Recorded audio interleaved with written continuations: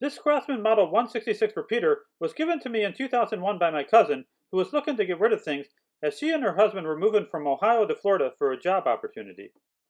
My cousin told me my uncle used it to frighten the crows away from a small cornfield he planted next to his house.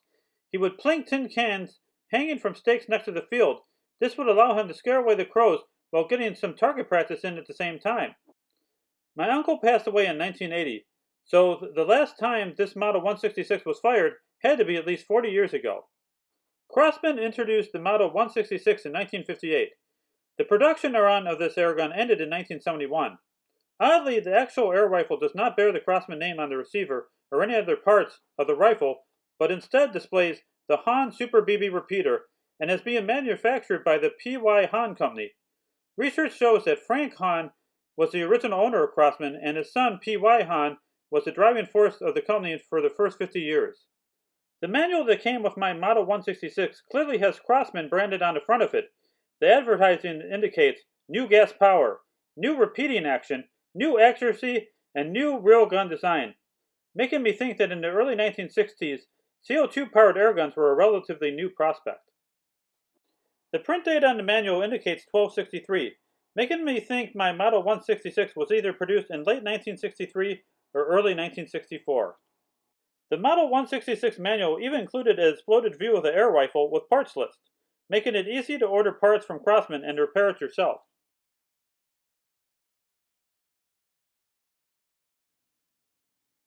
The Model 166 is a repeater airgun styled after the Winchester 30-30 level action rifle. It is powered by a 12-gram CO2 cartridge housed in a tube under the barrel. While not advertised in the specs, other Model 166 owners boast it can shoot .177 caliber BBs up to velocities of 388 FPS with a new CO2 cartridge. The overall length of this air rifle is 34 inches or 86.36 centimeters.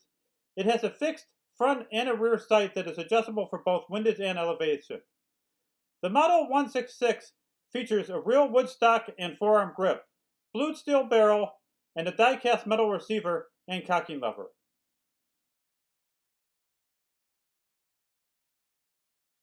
The Model 166 does not actually have a separate safety mechanism. To put this air rifle on safe, you cock the hammer to the first position. Decocking the hammer from the first position effectively disengages the safety.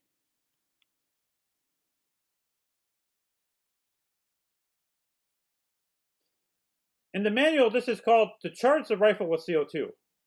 Cock the hammer in first position to engage safety. Unscrew the tube cap spacer assembly in the counterclockwise direction to remove.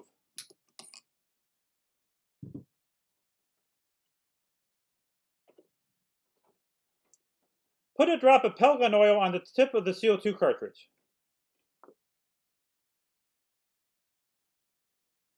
Insert the CO2 cartridge tip first into the tube. Replace the tube cap spacer assembly by screwing clockwise onto the tube. Continue to tighten it until you would tighten it as far as it could go.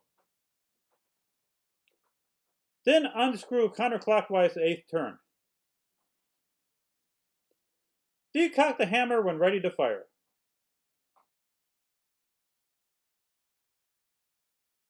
Cock the hammer in the first position to engage the safety. Slide the BB follower towards the muzzle, then lock in place in the notch.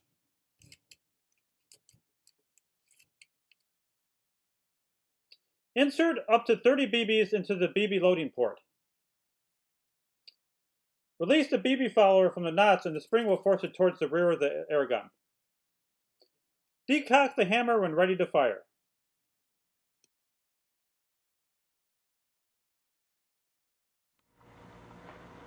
Let's see if this vintage air rifle could hold a CO2 charge.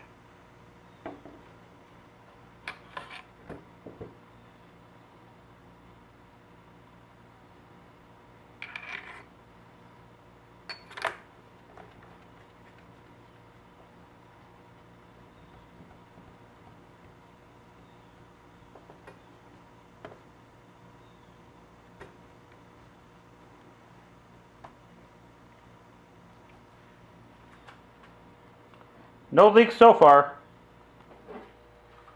In order to fire this air gun, you must pull the cocking lever down and then back up. This action simultaneously loads the BB and cocks the hammer. Cocking the hammer on the Model 166 is much easier than, say, a Red Ryder Springer air rifle.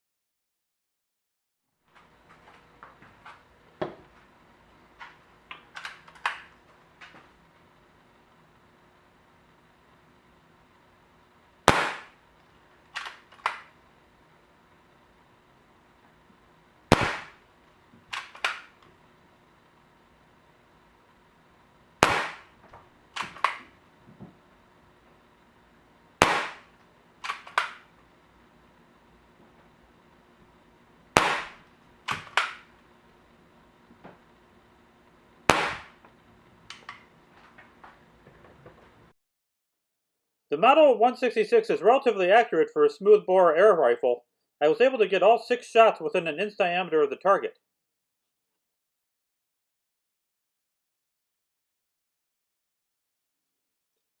I hope you enjoyed my video about my vintage Crosman Model 166 repeater and a short walk down memory lane. If you come across a Model 166 for sale, there are many rebuild kits available for this airgun on eBay. While Crosman no longer provides replacement parts for the Model 166, it does provide PDF copies of the manual and its parts diagram on its website. I will include this in the links below. Please like this post and subscribe to Rust Belt Airgun so that you're alerted to my future posts. Thank you.